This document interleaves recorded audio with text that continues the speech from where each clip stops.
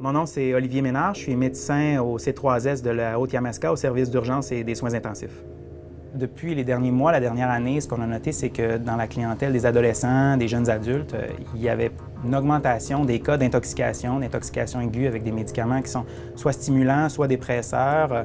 La personne qui est intoxiquée ne s'en rend pas compte tout de suite. C'est le groupe d'amis qui se sent responsable, qui, eux, sont très paniqués devant la désorganisation de la personne, devant l'état de la personne comateuse. Ils se demandent si leur ami va mourir, ils se demandent si leur ami va s'en sortir, s'il va avoir des séquelles. Mais justement, ça peut faire partie aussi de la problématique quand la personne intoxiquée finit par se réveiller et qu'elle se rend compte qu'elle est toute seule, qu'elle n'est pas dans un milieu qu'elle connaît, qu'elle est en jaquette d'hôpital, qu'elle a un monitoring, ça veut dire qu'il y a des fils, des branchements un peu partout parce que nous, on les suit de près pour être certain que leur réaction physique évolue normalement.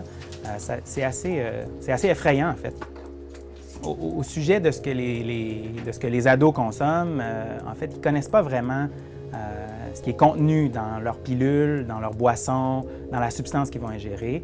Les gens qui leur fournissent ces produits-là, souvent, c'est des produits qui ont été coupés, qui ont été mélangés avec d'autres substances qui, elles, peuvent être encore plus toxiques, qui, elles, peuvent ne pas amener l'effet désiré, l'effet souhaité qu'ils ont recherché là, en prenant cette drogue-là, juste pour l'expérience. Il n'y a pas juste des conséquences sur leur physique, sur leur santé, sur leur qualité de vie, il y a des conséquences quand même sociales. Ça arrive fréquemment que ces jeunes-là arrivent non pas seulement avec les ambulanciers, mais avec les policiers.